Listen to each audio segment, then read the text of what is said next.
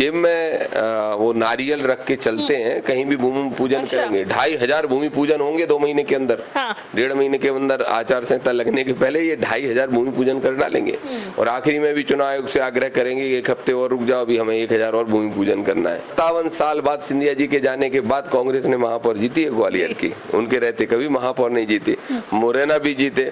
तो सिंधिया के जाने से बहुत फर्क नहीं पड़ने वाला। और वहाँ के नगर निगम कमिश्नर RSS कार्यालय जाते हैं, उनके ध्वज को प्रणाम कर रहे हैं। तो ऐसे लोग लायक हैं क्या? तो मैंने कहा वो लायक नहीं है कलेक्टर SP रहने के लिए, इसलिए नालायक कहा। मैंने वादा कर दिया है कि मैं चुनाव लड़ूंगा।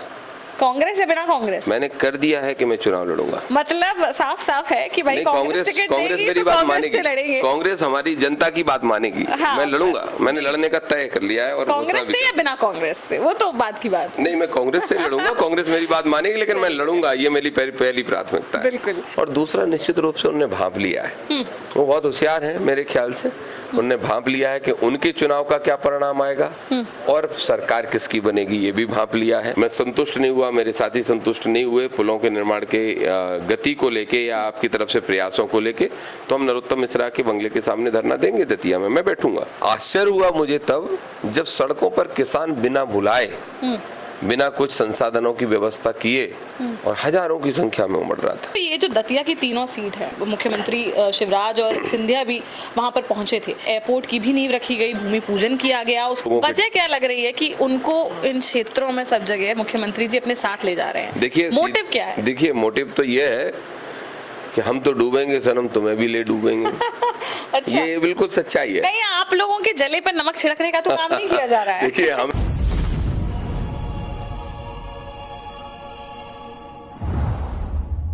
नमस्कार, मैं हूं साक्षी राय और आप देख रहे हैं खरी बात न्यूज। बहुत बहुत स्वागत है खरी बात न्यूज में। और आमने सामने में आज वापस से हमारे साथ मौजूद हैं कांग्रेस के प्रदेश उपाध्यक्ष दामोदर सिंह यादव जी। बहुत बहुत स्वागत है खरी बात न्यूज में वापस से आपका। बहुत बहुत धन्यवाद जी। एक बार ऑलरेडी जो है एक वायरल इंटरव्यू हमारे साथ दामोदर सिंह यादव जी का हो चुका है, काफी चला, काफी लोगों ने बहुत पसंद किया। तो आज हम फिर से दामोदर सिंह जी के साथ हैं और इनसे बात करेंगे क्योंकि विधानसभा चुनाव बेहद करीब है। तो अब कैसी क्या तैयारियां चल रही हैं दामोदर जी? कांग्रेस कैसे तैयारी कर रही है, आप कैसे तैयारी कर रहे हैं? बहुत अच्छी तैयारियां हैं और पूरे प्रदेश के अंदर हम जहां भी जा रहे हैं ऐसा वातावरण, ऐसा माहौल दिखाई दे रहा है कि हमने शुरू में जितना आकलन किया था उससे भी ज्यादा सीटों का अनुमान अब हम लगा सकते हैं। आप लगातार देख रहे होंगे कि दूसरे दलों के लोग अपने दल छोड़ के हमारी पार्टी में आ रहे हैं और बिना शर्त आ रहे हैं। आमतौर पे होता यह है कि टिकट की शर्त पे लोग आते हैं, लेकिन बिना शर्त लोग आ रहे हैं। अच्छा। और ये निरंतर रूप से चल रहा है। आज सब सुबह जब मैं PCC चीफ माननीय कमलनाथ जी से मिलने गया तो मुझे खुद आश्चर्य हुआ कि जब लोग रैलियों में लोगों को जुटाते हैं तब इतनी संख्या होती है जितने उनके बंगले पे संख्या सुबह 8 बजे से हो जा रही है। और एक अभी मेरे ही विधायक साथी कह रहे थे कि CM हाउस में कुर्सियों पर बैठने के लिए लोग नहीं हो रहे हैं। अच्छा। और कमलनाथ जी क्या इस तरह से भीड़ हो रही है कि नीचे बैठने की तक जगह नहीं हो रही है। तो ये सब जन समर्थन जो दिखाई दे रहा है उससे मुझे लगता है कि बहुत जबरदस्त माहौल हमारी पार्टी के पक्ष में है। और पूरे प्रदेश के अंदर हम सब साथी मिलकर तैयारी कर रहे हैं। जो भी प्रदेश के जिम्मेदार पदाधिकारी हैं, नौजवान जो नेता हैं, हम सब दौरे कर रहे हैं, तैयारियों में लगे हैं। तो बहुत अच्छी तैयारियां हैं और बहुत स्पष्ट बहुमत में बड़ी मजबूत सरकार बनेगी। दामोदर जी, आप दतिया क्षेत्र से आते हैं और आपने लगातार एक के बाद एक 2 यात्रा कर ली, अब तीसरी भी आप जो है निकालने जा रहे हैं। तो ये दोनों यात्राओं में कैसी सक्सेस मिली? लोगों ने पसंद किया, क्या किया रिस्पॉन्स? बहुत जबरदस्त। मैं जब कमलनाथ संदेश यात्रा के ठीक शायद जब प्रेस कॉन्फ्रेंस थी तब वो इंटरव्यू आपने लिया था। कमलनाथ संदेश यात्रा 22 विधानसभाओं में गई, 10 जिलों में गई। उस दौरान 100 के लगभग नुक्कड़ सभाएं और बड़ी सभाओं का आयोजन हुआ। लेकिन जितनी सभाओं का पहले से तय था उसके अलावा भी मैंने देखा कई जगह लोग सड़कों पे इतने आ गए कि वो भी सभाओं में बदल गई। और ये बिल्कुल सच बात है कि अगर मैं 11 बजे कहीं कार्यक्रम में पहुंचना है तो वहां जाके 2-2 बजे पहुंच पाया। रैली, हमारी सभा यात्रा इतनी ज्यादा सफल रही। उसके बाद समापन जब हमने दतिया में किया तो मैंने कहा ये परिवर्तन सभा है और मैंने वहीं ऐलान भी किया कि आज ये जो सभा होगी यही नरोत्तम मिश्रा की राजनीति की को समाप्त करने की तरफ एक बड़ा कदम होगी। अच्छा। उसमें सज्जन वर्मा जी, हमारे राष्ट्रीय अध्यक्ष OBC के कैप्टन अजय यादव जी सहित बहुत सारे नेता भी पहुंचे थे। बड़ा जबरदस्त जन समर्थन। दतिया किला चौक की ऐतिहासिक सभा वो रही होगी, और उस सभा से भी महत्वपूर्ण था कि दतिया की सड़कों पे व्यापारियों ने फूल बरसाने का काम किया। सब मुस्कुरा रहे थे, सबको सुरक्षा का एक संभावना दिख रही थी कि आगे परिवर्तन होगा तो हम सुरक्षित रह पाएंगे। भय मुक्त वातावरण की वो उम्मीद लगा के हमारे ऊपर फूल बरसाने का काम कर रहे थे। बहुत सफल रही कमलनाथ संदेश यात्रा। उसके बाद पद यात्रा भी सियोड़ा क्षेत्र में मैंने की, माटी पग यात्रा के नाम से, जिसमें मैं 65 किलोमीटर पैदल चला हूँ। हमारे सियोड़ा क्षेत्र का जो सबसे आखिरी क्षेत्र का बड़ा गांव है ड्रॉलीपार, वहां से हमने यात्रा की शुरुआत की। किसी दिन 10 किलोमीटर तो किसी दिन 15 किलोमीटर, ऐसे करके इंदरगढ़ में उस यात्रा का समापन हुआ। आश्चर्य हुआ मुझे तब जब सड़कों पर किसान बिना बुलाए, बिना कुछ संसाधनों की व्यवस्था किए और हजारों की संख्या में उमड़ रहा था। अच्छा। एक तरफ भारतीय जनता पार्टी कोशिश कर रही है, बसें भेजती है, पूरी प्रशासनिक मशीनरी लगाती है, तो मेरी सभा से आधी भी संख्या उनकी सभाओं में नहीं हो रही है। और मैं ये कहूंगा तो अतिशयोक्ति होगी, लेकिन अभी सिंधिया जी, शिवराज जी गए तो उनकी सभा देख लीजिए और मेरी सभा देख लीजिए, माटी पग यात्रा के समापन की इंदरगढ़ की सभा। आप स्वयं समझ सकते हैं कि क्या स्थितियां हैं। जबरदस्त सियोड़ा क्षेत्र के किसानों में ऐसा लग रहा था उन्होंने मन बना लिया कि वो मुझे एमएलए बनाना चाहते हैं।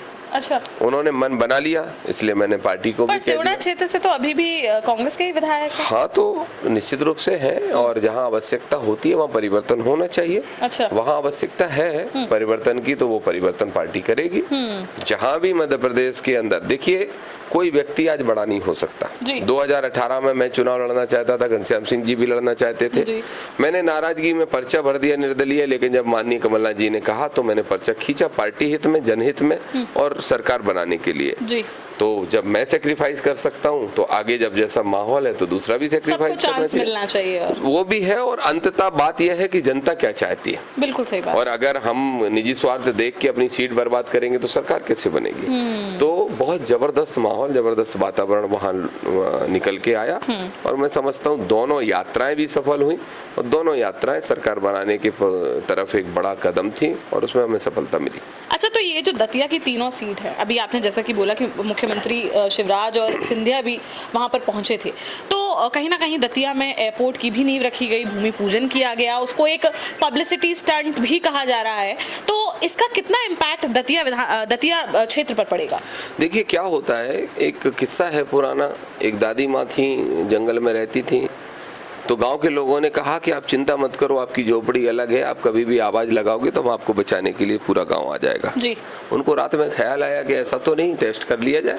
तो उन्होंने कहा शेर आ गया, बचाओ बचाओ, सब गांव के लोग आ गए। उन्होंने सोचा कि एक बार सुबह के टाइम और झूठी आवाज लगाऊंगी। सुबह फिर आवाज लगाई, पूरे शेर आ गए, वो शेर आया नहीं, पूरे गांव के लोग बचाने आ गए। फिर उन्होंने सोचा ये तो झूठ बोलते हैं, इनकी बातों पे भरोसा नहीं करना है। तो फिर उनने वाकई में शेर आ गया और आवाज लगाई, तो कोई गांव के लोग नहीं आए कि वो तो मजाक कर रही होंगी। भारतीय जनता पार्टी के लोगों की ठीक ऐसी ही स्थिति है। इन्होंने अगर ईमानदारी से भी शिलान्यास किया होगा तो भी अब जनता भरोसा नहीं करेगी, क्योंकि इनने 100 घोषणाएं झूठी कर ली। इनने कहा कि हम ये कर देंगे, ये कर देंगे, और पता चला उनमें से कुछ भी हुआ नहीं।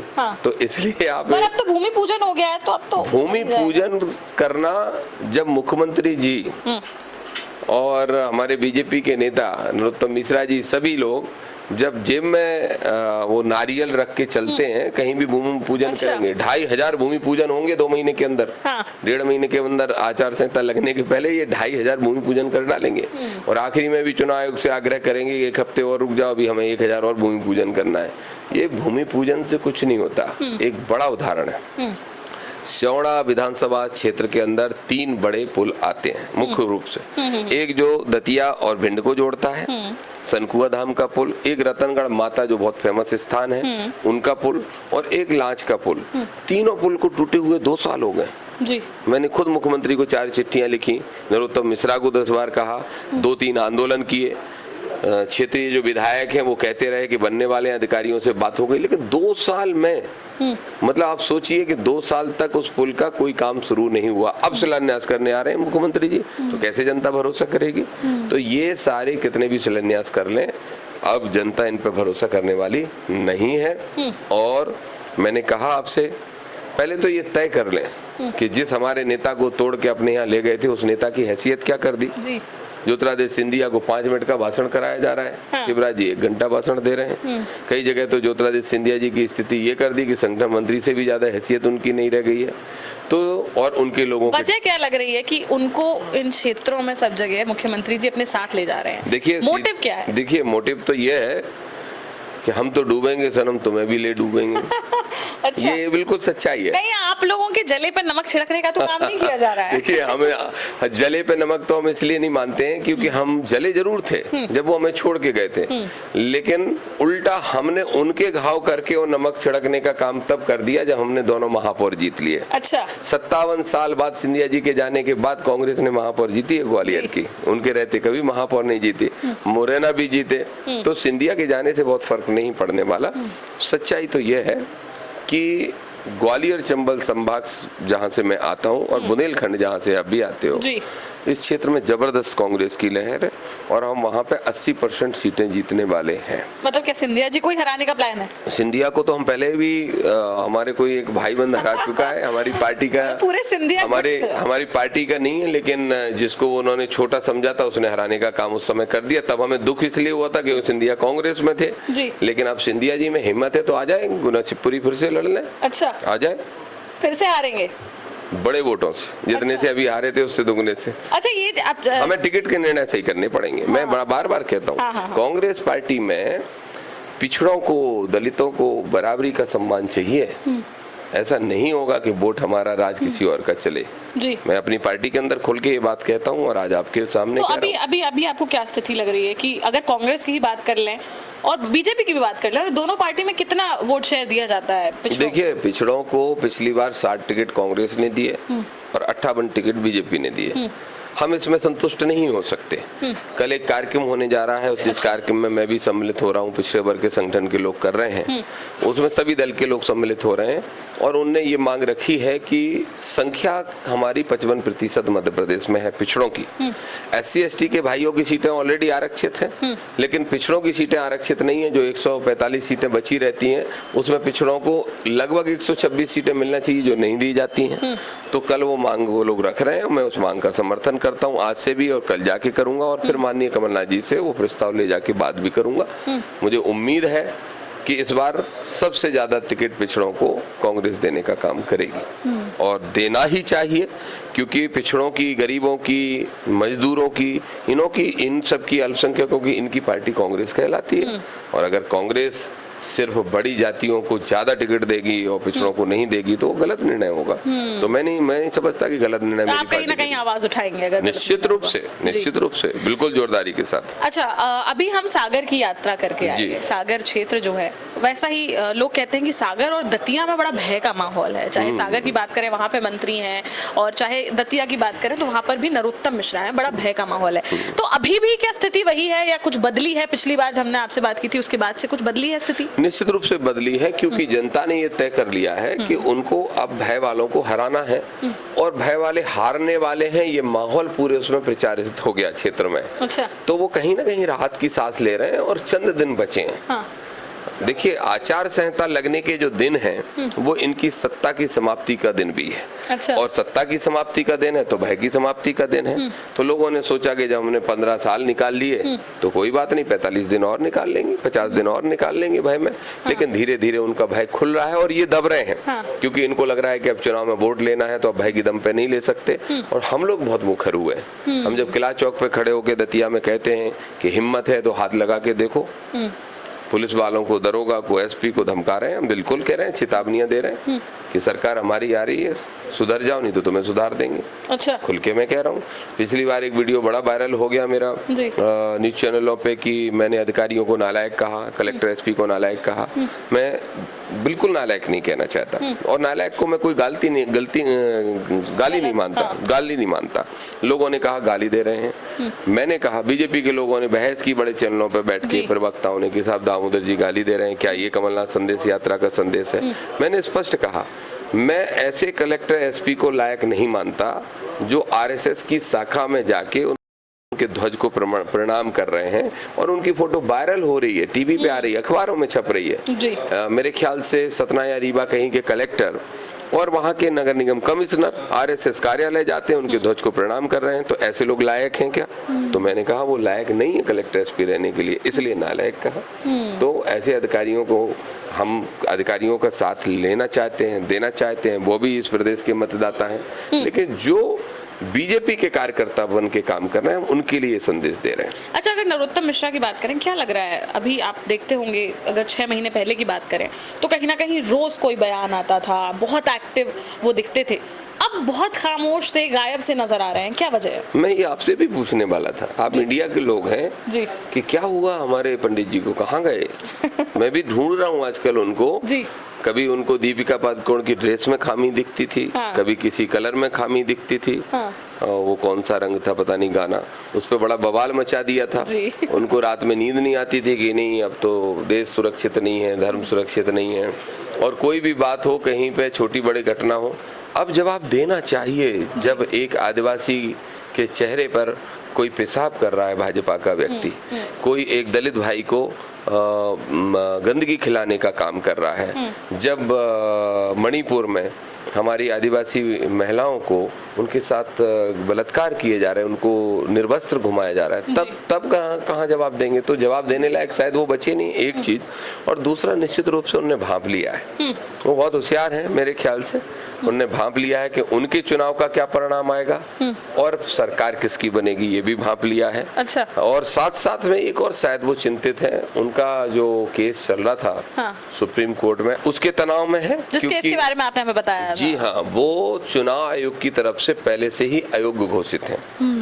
मैं आपको फिर से स्पष्ट कर दूं, नरोत्तम मिश्रा जी को चुनाव आयोग ने पेड न्यूज मामले में, हमारे एक साथी राजन भारती गए थे तो पेड न्यूज मामले में अयोग्य घोषित किया, उनकी सदस्यता तत्काल समाप्त होनी चाहिए थी, लेकिन विधानसभा अध्यक्ष ने थोड़ी डिले किया जानबूझ के, और वो जाके फिर हाई कोर्ट गए जी। और हाई कोर्ट दिल्ली गए तो वो सिंगल बेंच में भी हार गए, सिंगल बेंच में हार गए, फिर वो डबल बेंच में गए, डबल बेंच में वो जीत गए। अब चूंकि सुप्रीम कोर्ट में उसका फैसला आने वाला है, और अगर सुप्रीम कोर्ट ने चुनाव आयोग के फैसले को कंटिन्यू कर दिया तो आदरणीय मिश्रा जी कभी चुनाव ही नहीं लड़ पाएंगे। तो वो निश्चित रूप से उधर भी टेंशन में है। हाँ। पर हम इंतजार कर रहे हैं सुप्रीम कोर्ट का फैसला कुछ भी हो, जनता जो फैसला देने वाली है उस पर मुझे पूरा भरोसा है कि उनको घर बिठाला जाएगा। अच्छा, घर बिठाला जाएगा, चलिए ठीक है। इसके अलावा आपने जैसे कि कहा कि कहीं ना कहीं ये जो यात्राएं हैं करने के बाद आप और सुनिश्चित हो गए हैं कि पिछली बार से और ज्यादा आंकड़े से एस्टिमेट आप लोग लगा रहे हैं सरकार बनने का। करीबन कितनी सीटों का मान ले हम? देखिए,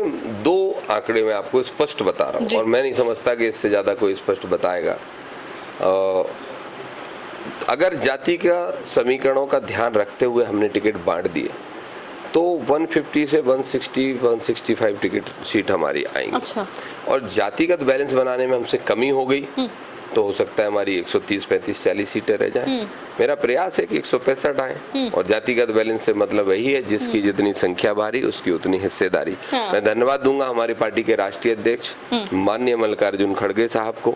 उन्होंने सागर में उस अपनी घोषणा को दोहराया है कि वो जातिगत जनगणना कराएंगे सरकार बनते ही। दूसरा, मैं राहुल गांधी जी को भी धन्यवाद दूंगा कि उन्होंने खड़गे जी की बात का समर्थन करते हुए ये भी कहा है कि न सिर्फ जातिगत जनगणना कराएंगे बल्कि जो संख्या होगी उसके आधार पर राजनीतिक भागीदारी भी देंगे। तो मैं पार्टी में एक ही बात कर रहा हूँ कि हमें जब राजनीतिक भागीदारी देना ही है तो टिकटों से शुरुआत करें।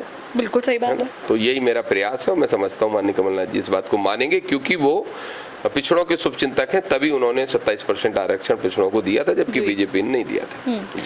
चलिए, जनता को, मध्य प्रदेश की जनता को, दतिया की जनता को, सेवड़ा की जनता को क्या संदेश देना चाहते हैं? मध्य प्रदेश की जनता को यही संदेश दूंगा कि जुमलेबाज मुख्यमंत्री को हटा के और किसानों और गरीबों के लिए काम करने वाले मुख्यमंत्री और युवाओं को रोजगार देने की सोच रखने वाले मुख्यमंत्री माननीय कमलनाथ जी को बनाना है, आपको, हमको, सबको मिलके। दतिया की जनता को ये संदेश दूंगा, आप चिंता न करिए, भय फैलाने वाला नेता, उसकी राजनीति समाप्त करने का आपके पास अवसर आने वाला है। सेवड़ा की जनता को ये संदेश दूंगा कि आप निश्चिंत रहें। मुझे मालूम है कि सरकार का भी लाभ आपको नहीं मिला, जनप्रतिनिधि का लाभ भी नहीं मिला।